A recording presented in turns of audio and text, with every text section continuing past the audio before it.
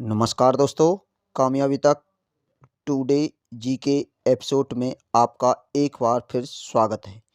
तो इस एपिसोड का आज का पहला प्रश्न है, वर्ष 2023 तक भारत में कितने राष्ट्रीय उद्यान मौजूद हैं? ऑप्शन ए है 106, ऑप्शन बी है 107, ऑप्शन सी है 108, ऑप्शन डी है 109। तो इस प्रश्न का उत्तर जो हो जाता है वो हो जाता है ऑप्शन ए 106 राष्ट्रीय उद्यान है भारत में कुल इस समय तक।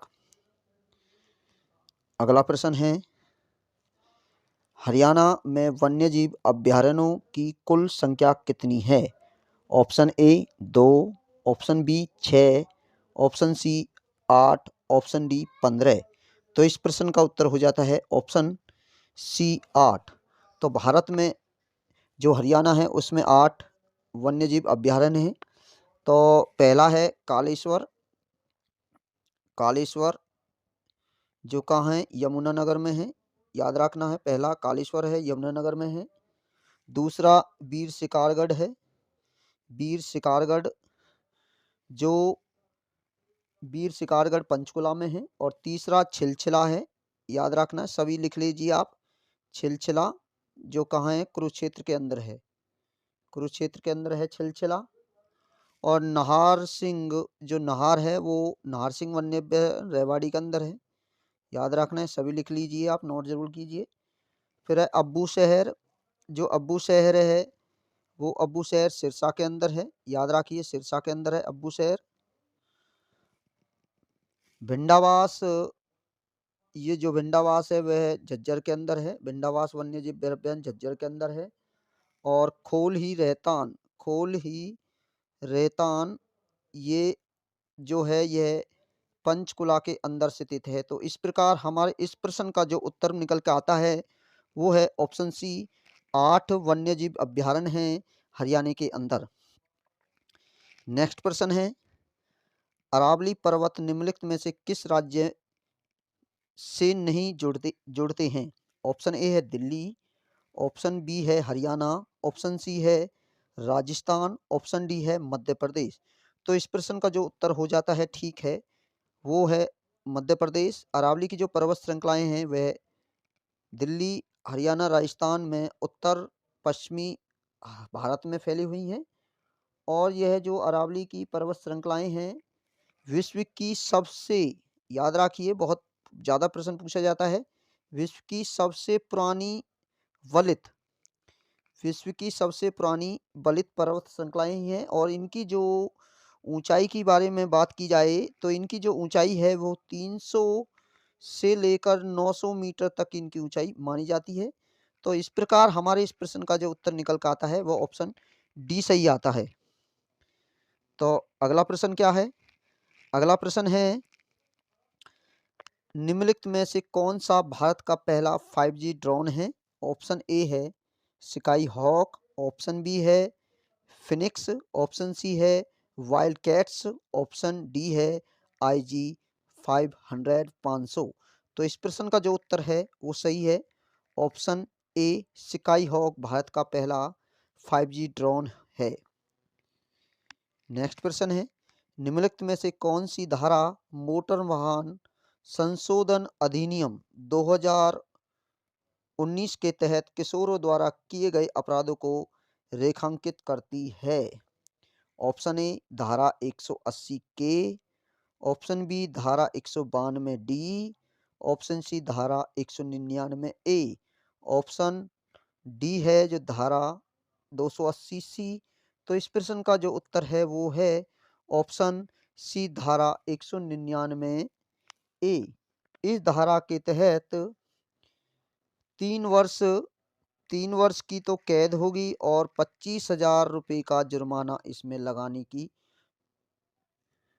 प्रावधान है। और यह 2000 अधिनियम 19 के तहत धारा 199 है। तो उत्तर इसका जो ठीक है वो उत्तर सी है। याद रखिए 3 वर्ष की कैद हो सकती है और 25,000 का जुर्माना हो सकता है इसके तहत। अगला प्रश्न है, भारत अर्धचालक मिशन लॉन्च किया गया था? ऑप्शन ए वर्ष 2020, ऑप्शन बी वर्ष 2021, ऑप्शन सी वर्ष 2022, ऑप्शन डी वर्ष 2023। तो इस प्रश्न का जो उत्तर है वो है ऑप्शन बी 2021 में। तो व अर्धचालक क्या होते हैं? अर्धचालक होते हैं जो मेटल, धातु और नॉन मेटल, मेटल और नॉन मेटल के बीच में जो रखे जाते हैं उन्हें हम अर्धचालक कहा जाता है।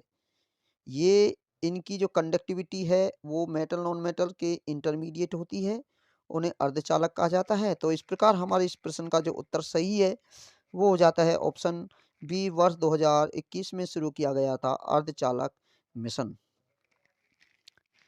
अगला प्रश्न है, निम्नलिखित में से किस वर्ष महात्मा गांधी रोजगार गारंटी अधिनियम पारित किया गया?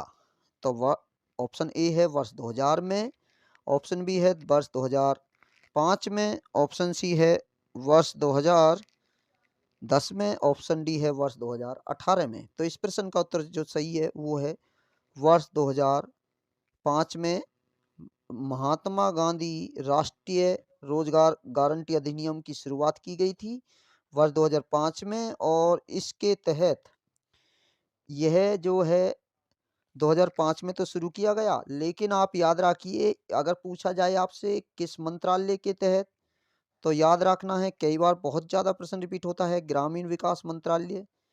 ग्रामीण विकास मंत्रालय के तहत यह शुरू किया गया था 2005 में।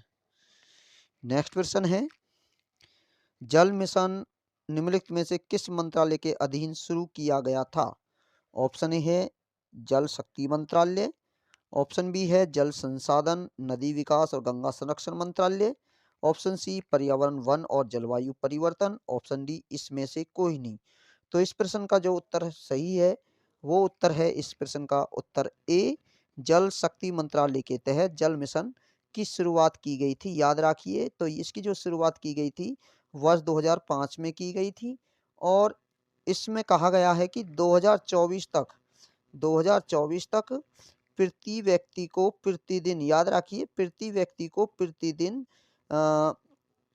55 लीटर पानी मुआवजा किया जाएगा। और यह दो सॉरी मैं आपको एक गलती होगी इसमें, 2005 नहीं है, 2019 में शुरू किया गया था जल शक्ति मंत्रालय। इसके तहत 2024 में 55 लीटर प्रति व्यक्ति प्रतिदिन इसमें जल दिया जाएगा। तो ये आज के हमारे कुछ महत्वपूर्ण जीके के प्रश्न हैं। सभी आगामी जो परीक्षा आप तैयारी कर रहे हो, दिल्ली पुलिस हो, रेलवे हो, एसएससी हो, सीटेट मेन हो, सीईटी हो, यहाँ तक कि जहाँ पर जीके के प्रश्न पूछे जाते हैं वो वीडियो को ध्यान में रखते हुए बनाई गई है। चैनल पर आप नए हैं तो चैनल को ज़रूर सब्सक्राइब कर दीजिए।